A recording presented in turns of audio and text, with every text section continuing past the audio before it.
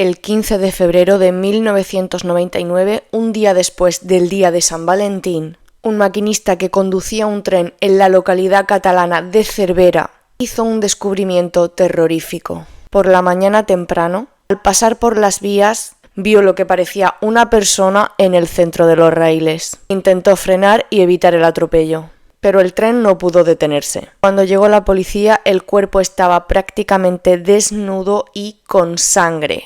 Ninguna de las heridas correspondía a un atropello ferroviario, de modo que se deduce que el tren ha pasado por encima cuando la persona ya era cadáver. La escena no correspondía a un accidente ni a un autodesvivimiento. Le habían quitado la vida a alguien de una forma brutal.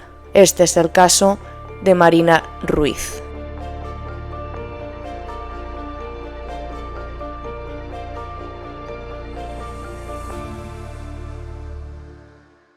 Antes de empezar, como siempre, dejadme un poquito de tiempo para contaros algo, y es como siempre que mi libro Heridas sin sangre está a la venta. Lo podéis conseguir en la página web rebecaelisamartinez.com, os la dejo aquí abajito. En él cuento mi historia personal con la violencia machista. Sobre eso también tenéis un vídeo que podéis encontrar en el canal. También, como no, deciros que os suscribáis al canal, porque si no lo digo parece que a la gente se le olvida. Ya sabéis que venimos de una comunidad bastante grande en TikTok y que el objetivo ahora es crecer aquí. Vamos con el caso. Antes de nada tengo que advertir que este caso es muy duro. Voy a intentar ser lo más respetuosa posible, pero si sois sensible a las descripciones de violencia extrema, pues lo tengo que decir. Pero también quiero deciros algo importante, y es que este caso marcó un antes y un después en la criminología española. Fue pionero en el uso de la odontología forense, algo que hoy nos parece algo bastante obvio, digamos,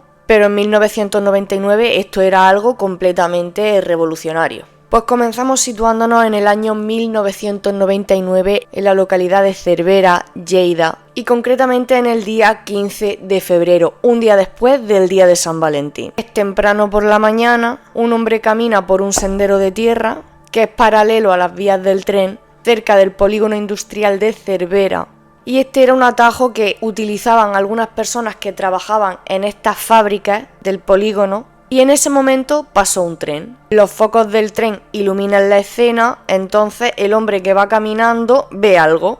Era un cuerpo tirado en las vías. El maquinista frena, ambos se acercan. Se piensa inicialmente que el tren ha podido atropellar a alguien y llaman a la policía. Cuando aparece la policía, los mozos creen que van a encontrar a una persona que se ha quitado la vida, que es lo más habitual en estos casos. Pero cuando llegan a la escena nada es lo que parece. Entre los raíles hay una mujer de unos 20 años. Está boca abajo, prácticamente desnuda, y el cuerpo está manchado de sangre. La primera impresión es terrible, pero lo que van a ir descubriendo es peor. A unos metros de donde estaba el cuerpo hay una cazadora por ahí colgada en una rama, y por allí también había vísceras, intestinos. Disperso por ahí más prendas de ropa, un bolso, un monedero, una bata de trabajo. Todo parece indicar que ha habido una agresión brutal. Pero hay algo más. Al lado de las vías había una mancha de sangre, mucha sangre. Eso podía significar que el cuerpo había sido movido, que no perdió la vida ahí y que luego la colocaron en ese lugar. La joven tenía la cara bastante desfigurada, más de 20 impactos en la cabeza con un objeto contundente. En una de las heridas se encuentra un pequeño fragmento de metal rojizo. Tiene marcas de haberla apretado en el cuello hasta dejarla sin aire. Y una extraña marca sobre la zona del pecho izquierdo que parece una mordedura. Pero la peor información está por venir. Y es que más adelante la autopsia revela que esta mujer fue tanto vagi como analmente, con tanta fuerza que esto le fue como arrancando los intestinos y todo eso. La causa oficial por la que esta chica habría perdido la vida sería por haberla apretado por el cuello hasta dejarla sin aire, con las manos, pero antes de eso sufrió una brutalidad difícil de comprender. Y hay otro dato crucial, y es que la mordedura que se encontró se hizo poquito antes de que ella perdiera la vida. O sea, eso no era una marca antigua. También encontraron cerca del lugar donde se encontró el cuerpo una barra de hierro partida en dos. Era un antirrobo de un coche. Estas barras que se utilizaban para enganchar desde el volante a los pedales. Esa barra tenía sangre y cabellos, además de otros materiales porque la chica había sido bio, como hemos dicho también. Con eso le destrozaron el cráneo y con eso la bio. Pero ¿quién era esta mujer? En el monedero había un DNI. Se llamaba Marina Ruiz García y tenía 24 años. Marina trabajaba en una de las fábricas, en la de Benetton, en el polígono industrial. Provenía de una familia humilde y desestructurada. Su madre había perdido la vida poco antes, unos meses antes de todo esto, tras una larga enfermedad, y digamos que su padre estaba ausente. Marina tenía varios hermanos pequeños y se había convertido en el sustento económico de la familia. Era por todos descrita como una chica simpática, alegre y muy trabajadora. Y tenía pareja, tenía novio. Vivía con él desde hacía más de un año. Este chico se llamaba Serafín Cervilla. Cuando van a buscar a Serafín al trabajo para darle la noticia, su reacción es intensa, casi se desmaya, llora. Está aparentemente muy afectado. Los investigadores pues observan esto, es normal, está en shock. Es una reacción que más o menos es normal, te esperas esto. Él parece que se muestra cooperativo y Serafín les cuenta que Marina y él llevaban juntos más de un año. Vivían en un piso en el centro de Cervera y que todo iba bien entre ellos, que incluso estaban pensando en casarse y adoptar a uno de los hermanos pequeños de Marina. Le explica que esa mañana Marina había salido para trabajar, porque había cambiado el turno y entraba esa mañana temprano. Una versión lógica, sencilla, y luego le piden que vaya a identificar el cuerpo. Y aquí ocurre algo que ya llama la atención. Cuando Serafín ve a Marina, su reacción es como contenida. Y lo único que dice es: "Ay, mi Marina, lo que le han hecho". Y ya está. No hay gran despliegue emocional, nada del drama que había habido antes. Esto es extraño, pero tampoco es suficiente como para sospechar, porque ya sabemos que cada persona pues gestiona el dolor a su manera. Pasan los días, los Mossos interrogan a las personas a las que tienen que interrogar, pues lo típico, personas del entorno, compañeros de trabajo, amigos, familiares, y también mientras tanto investigan el arma. El antirrobo del coche, hacen gestiones y descubren que en el camino que Marina había recorrido había un coche abandonado, un coche que había sido robado. Contactan con la dueña y ella les confirma que sí, que le habían robado el coche y que este tenía un antirrobo. Ya tienen el origen, pero no tienen quién cometió el hecho. Empezaron a investigar más de cerca a Serafín, van a la casa que compartía con Marina, todo está limpio, normal, y van al cubo de basura y descubren que hay intacto un pastel. Un pastel en forma de corazón, la típica tarta del día de San Valentín, sin ningún trozo cortado, sin empezar, entero. ¿Por qué este pastel estaría ahí intacto el día después de San Valentín? Esto les hace pensar que quizá hubo una discusión, una disputa, y entonces empiezan a hablar con amigas de Marina, gente de su entorno, etc.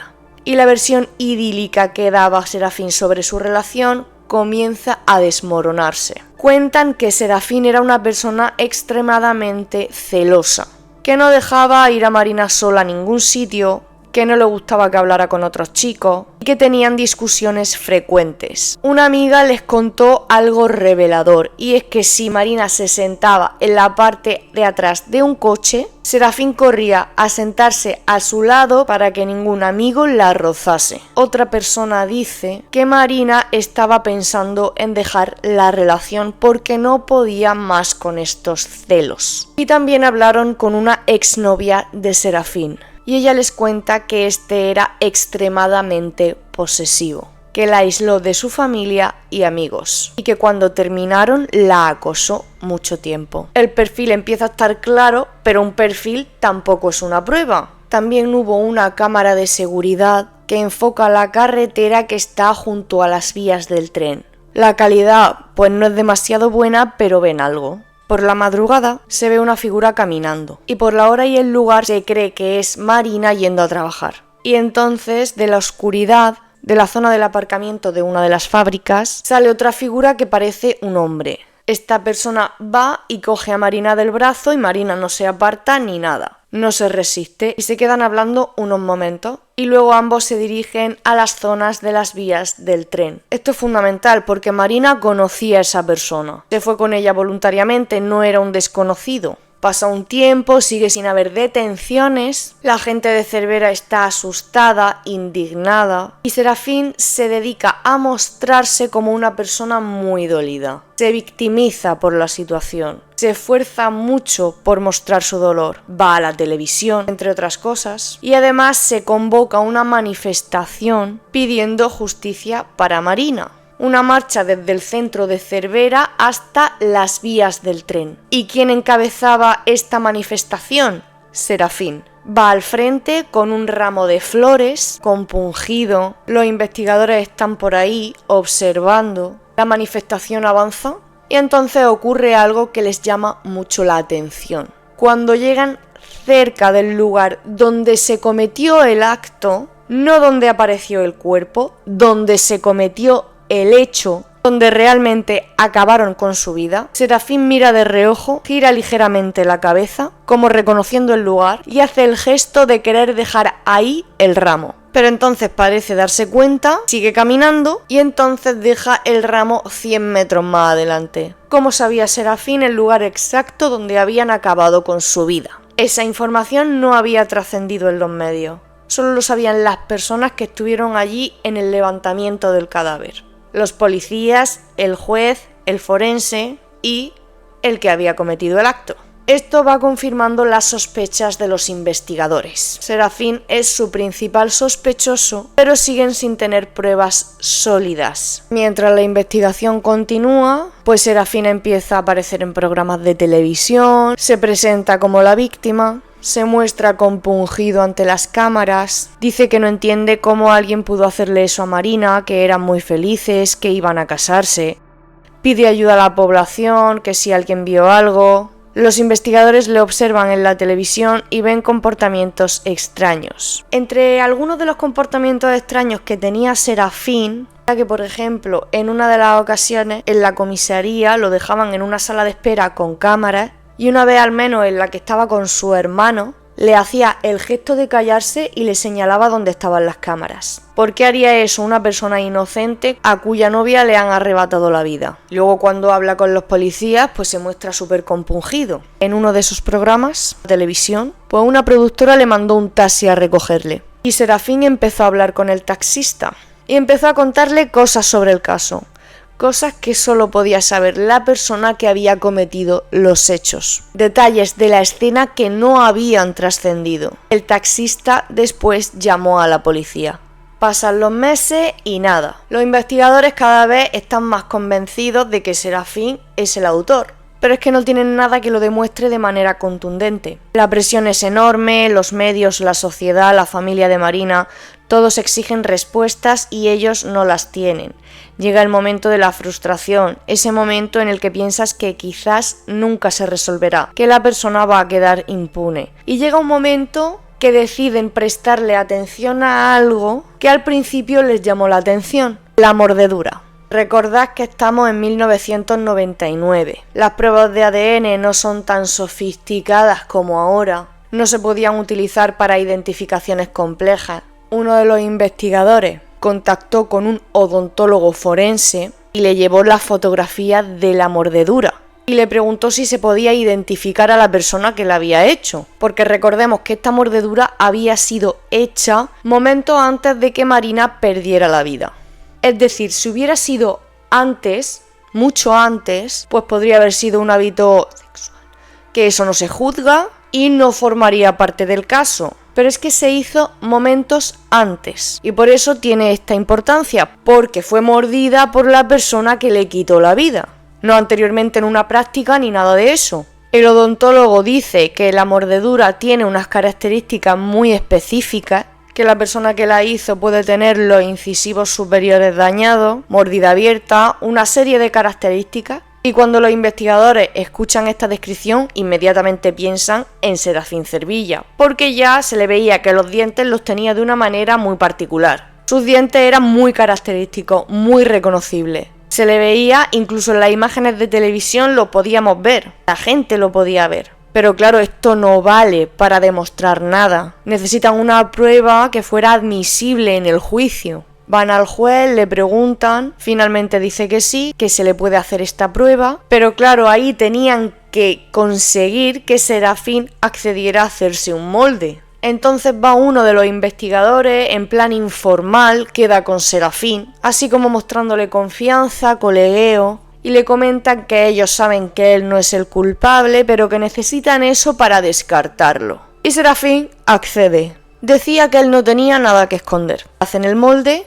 Todas las personas que hemos llevado aparato dental conocemos la manera en la que se hacen estos moldes, es como que muerde una masa en el dentista, luego se endurece dejando como una impresión de tus dientes y con ese molde crean una réplica de su dentadura y la comparan con la marca que había en el cuerpo de Marina. ¿Y coincidía?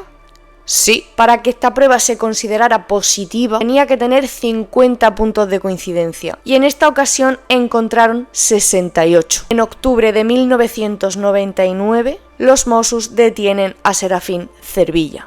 Aquí viene un pequeño contratiempo y es que su defensa alega que esta prueba dental no se obtuvo con todas las garantías legales, de modo que Serafín es puesto en libertad, pero se ordena un segundo análisis. Esta vez con todas las garantías procesales, se le vuelve a hacer el molde dental y el resultado es el mismo. El juicio se celebró en el 2001 y durante el juicio la Fiscalía presenta una hipótesis de lo que pudo ocurrir aquella noche. Podría haber sido que el día 14 de febrero, San Valentín, Serafín y Marina tuvieran una fuerte discusión. El motivo, los celos de Serafín. Según testimonios, él le había recriminado que ella había tenido una relación con otro hombre antes de estar con ella. Una discusión sobre el pasado sentimental de Marina. En algún momento tiraron el pastel de San Valentín a la basura sin ni siquiera haberlo probado. Serafín no durmió en casa aquella noche. Sabía que Marina entraba a trabajar temprano, sabía el camino que haría, así que la esperó. Cuando Marina llegó, salió a su encuentro. Ella, al verle, no sospechó nada, era su novio. Hablaron. Quizá él le dijo que quería arreglarlo y que lo sentía. En un ataque de rabia ciega, la golpeó más de 20 veces en la cabeza con tanta fuerza que la barra se partió en dos. Con tanta fuerza que le incrustó un trozo de metal en el cráneo. Cuando ella ya estaba inconsciente, incapaz de defenderse, le bajó los pantalones, la mordió brutalmente en el pecho y la vio con la barra de hierro tanto vaginal como analmente, con tanta violencia que parte de los intestinos salieron fuera. Finalmente le apretó el cuello con sus propias manos hasta dejarla sin aire. Y para simular un accidente o una agresión por parte de un desconocido, colocó el cuerpo en medio de las vías, colgó algunas prendas y las vísceras por ahí y se fue a su casa.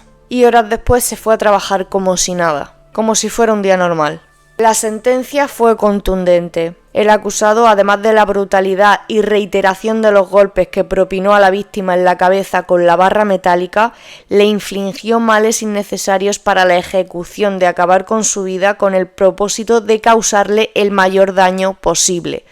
Así se infiere no solo el mordisco, sino también el hecho de que el acusado le extrajera parte de las asas intestinales a la víctima cuando aún se hallaba con vida, aunque sin capacidad de reacción. Serafín fue condenado a 36 años, pero solo cumplió 18. Actualmente se encuentra en libertad. Este caso, a pesar de su brutalidad, fue un hito en la criminología española. Fue el primer caso en el que una prueba odontológica forense fue determinante para una condena. Antes de esto, estas pruebas se utilizaban en otros países, pero en España pues todavía no. Hoy en día pues esto es algo mucho más estandarizado. Por cierto, Serafín Cervilla mantuvo su inocencia en el juicio y a día de hoy la sigue manteniendo. Marina Ruiz tenía 24 años cuando le arrebataron la vida. Era el sustento económico de su familia. Cuidaba de sus hermanos pequeños. Tenía sueños, ilusiones, toda una vida por delante. Aquella madrugada del 15 de febrero solo iba a trabajar, como cada día, y se cruzó con la peor versión del ser humano. Os tengo que decir lo que muchas veces os digo, y es que los celos no son amor. Los celos son inseguridad, miedo, son un afán de posesión, y en su versión más extrema pueden ser mortales. Este caso nos recuerda que la violencia machista no empezó ayer. En 1999 no teníamos la ley, pero existía y sigue existiendo. Y nos recuerda también que la ciencia, la paciencia investigadora y el trabajo meticuloso pueden hacer que, aunque tarde, la justicia llegue. Si estás sufriendo violencia machista, recuerda que no estás sola. Si alguien de tu entorno la está sufriendo, intenta ayudarla. Ante cualquier duda, para cualquier información, para cualquier asesoramiento, para que nos digan cómo podemos actuar, tenéis a vuestra disposición el 016. No dejar rastro en el registro de llamadas. Sin más, teniendo en cuenta la situación, espero que os haya gustado el contenido de este caso. Se agradece un like, que me sigáis en todas las redes sociales y por supuesto espero veros en el próximo vídeo.